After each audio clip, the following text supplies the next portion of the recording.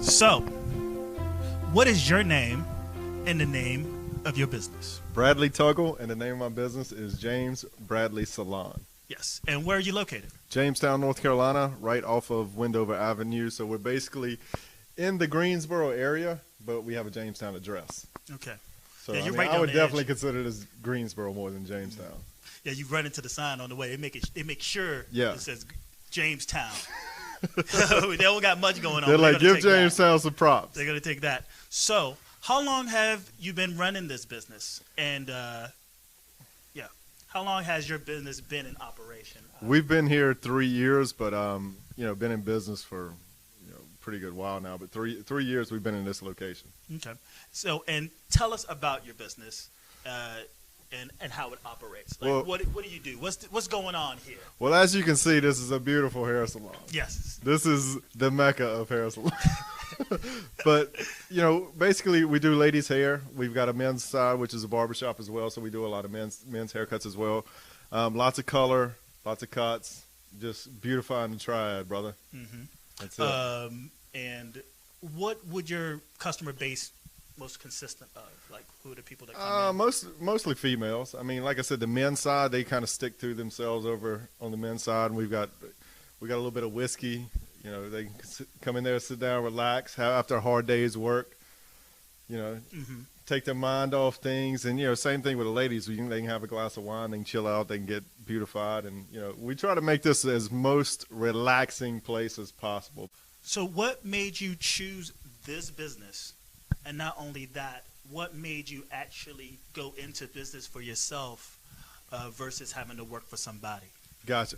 Well, my grandmother was a hairdresser, and her sister was a hairdresser, and then my brother was a hairdresser. So I just kind of fell into it. I used to cut the guys' hair on my basketball team back in high school. So that's kind of how I started. And I was like, well, I'm pretty good at cutting men's hair. Uh-huh. And by the time it was ready to make a decision on what I wanted to do with my life, I decided to go to hair school and, learn how to do ladies' hair. But, what was the alternative? Um, Was there anything else lined up maybe? Not really. I mean, I couldn't think any. I knew I didn't want to go to a 4-year college. I knew I didn't want to do that whole thing. The only thing I could really ever think of was that I had a true passion for other than hair was be a professional wrestler. Yeah. What would have been your gimmick? So we're going into wrestling No, now. no, Okay, I'm very comfortable with this. What gimmick you think you would have had? Oh, I would have totally been a bad guy. You would have been a bad guy. No doubt. I would have loved. Everybody wants to be the bad guy. No. I would have been a good bad guy though. That's the difference. I would have walked out there and the whole crowd would have booed me. I would have got under the skin, brother. All right. We can do that right now if you want. No, then we good. We're good for now. Everything hits the fan. COVID-19 is on its way. Yeah. And then the day that it hit where you were told or instructed that you had to close down. Now, there was a difference between what was happening with salons and tattoo parlors and, say, a retail business, and that you guys, in fact, had to shut down. And if you were at all in operation, that not only would you get fined, but you would also lose your license, and maybe, just maybe, you would probably spend some time locked up in county.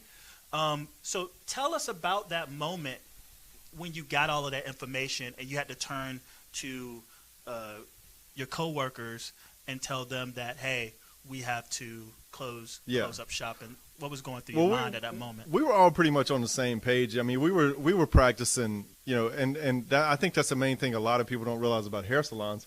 We practice sanitation on an everyday basis. We learned that from the first day we stepped in beauty school. We learned that before we even, picked up a pair of shears with sanitation. Like, I do a lot of hair shows and busy outside of the salon. So, I mean, I took a hit on that as well. So, I mean, I none of those conventions are going on. I mean, everything there, that side of things has been canceled. I mean, right when it was going down, we had a convention in Nashville, and they canceled that last minute. And I was so it was the cancellations. Yes, it was the cancellations. Yeah. And, just the whole concern of it, because I don't think anybody really knows what this whole thing is. You know what I'm saying? Yes. I mean, nobody knows where to turn. Nobody knows really what the virus is doing. It's going to sit in you 14 days or something, and how it spread and whatnot. I mean, one of us could have it, and later on, one of us gets sick. I mean, it's a trip. It's tricky. The science is one thing, but on, say, an economic sense, the economy, us as workers, the uncertainty.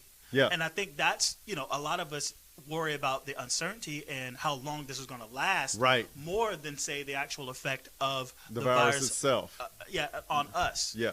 Because there's people dying, obviously, but we like to think that we can probably, that we're special. Right. So we put that kind of we can survive this. So we put this to the side and we focus on how to make a living. So how has your business been affected by all of this? Well, we don't have one.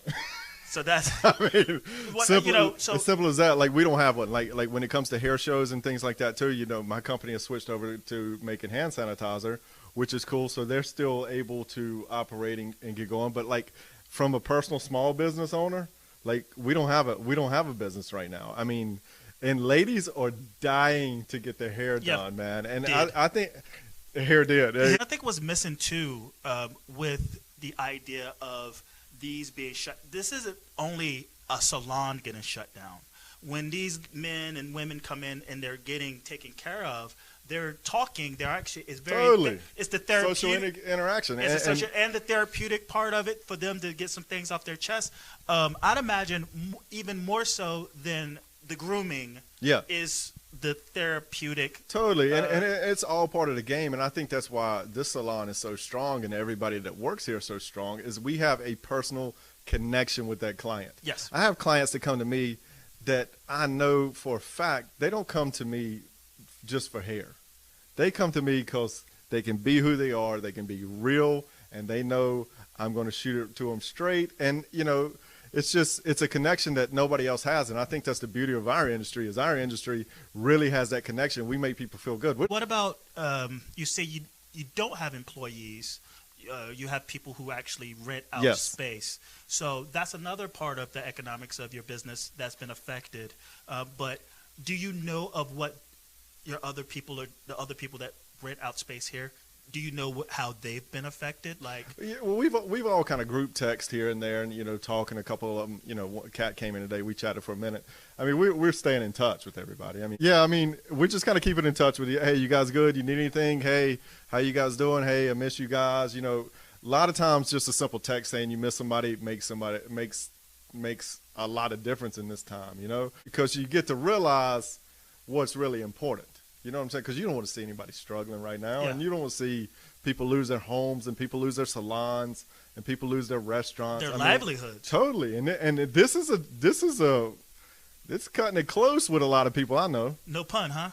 Cutting it close, brother. It is. How have you adjusted financially to this? How have you adapted to this new scenario, this new situation that you're in? And I'd like to know your plans for recovery moving forward during this. Like, do you have a plan set out to recover after? Yeah.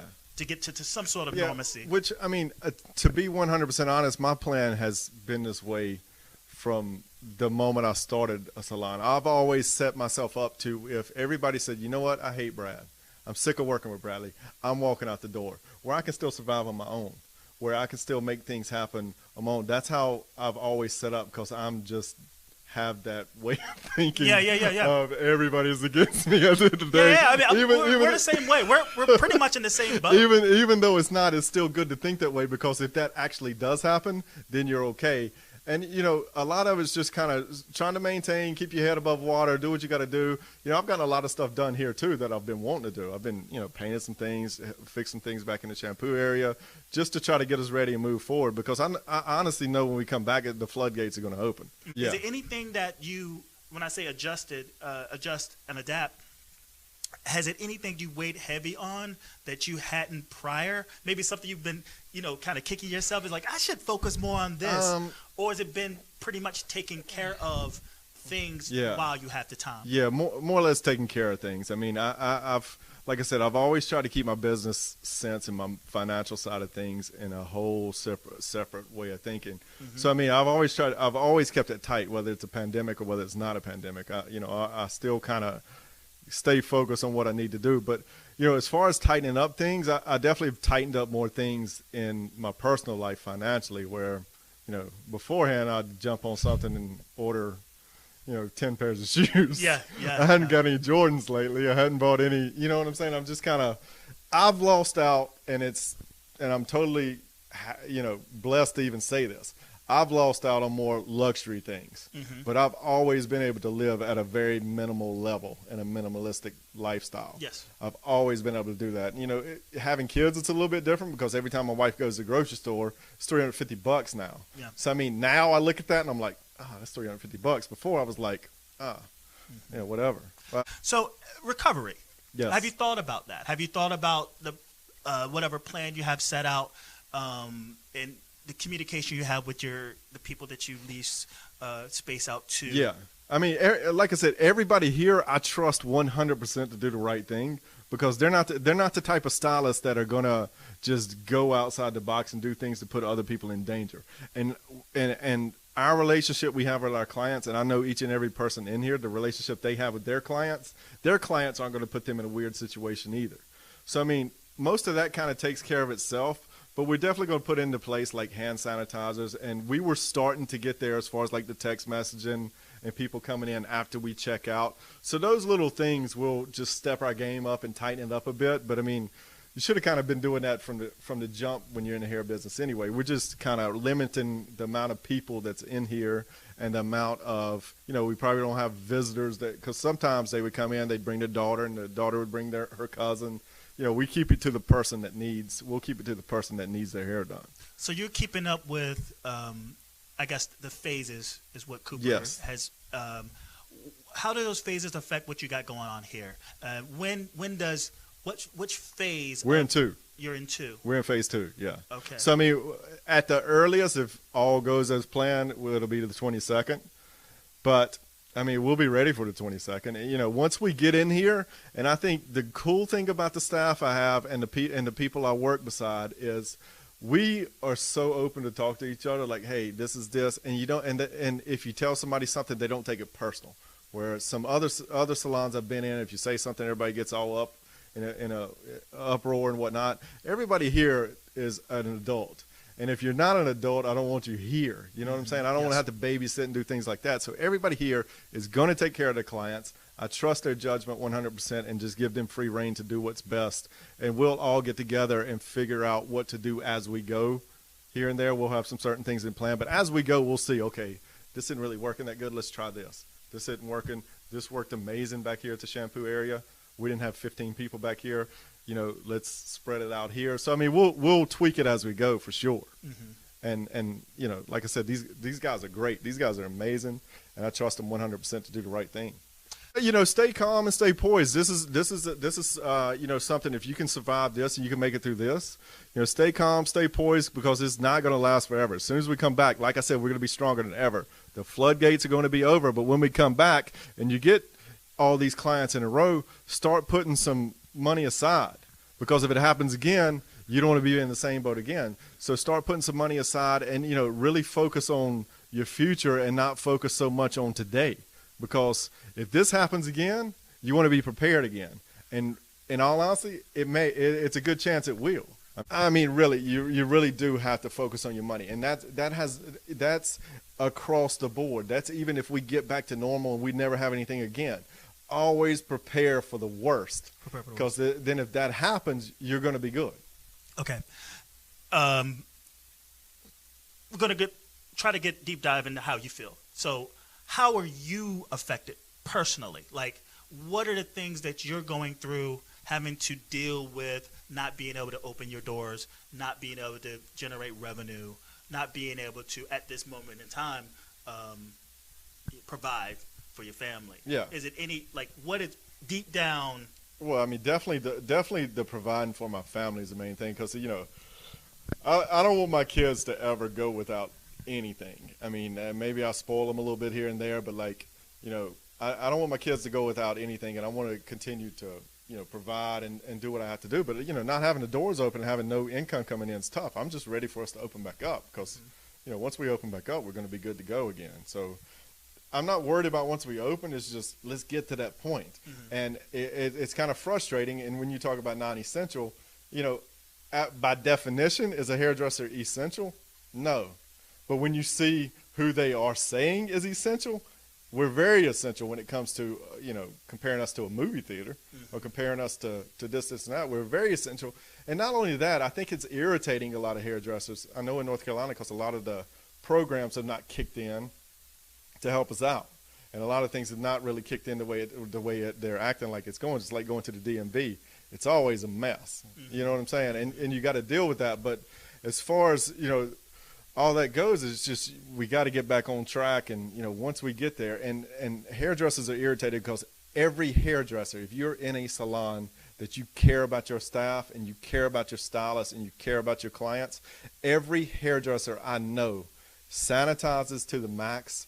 And they sanitize, and if they don't, they probably don't have that good of a business anyway, and they're the ones that kind of probably will fall off during this. But, I mean, the hairdressers that care about their clients and the hairdressers that care about their salons, they're going to be fine because they're doing the right precautions and stuff even before this happened. I stay pretty much calm, cool, and collective through a lot of stuff, but, like, there has been nights where I was like, okay, I totally see how people are going to start flipping out soon because I can go calm, but then I can flip out in a minute. And there's been times at night where I was like, okay, let me sit down and let me watch a Rocky movie. Because if I watch a Rocky movie, I'll get inspiration and I'll calm my ass down. Yeah. Let me get some last remarks on how you feel about all of this in general, the COVID-19, how your business, other businesses, like what's your last word on this entire scenario? If there's any last remarks you want to make about this all. You're going to like this one. Let's do it. Look, at the end of the day, we've all worked hard. Hard work pays off. Dreams come true. Bad times don't last, but bad guys do.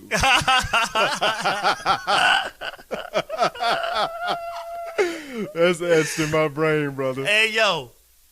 And that's it for this episode of Non-Essential. Thank you so much. There's more to come. Peace.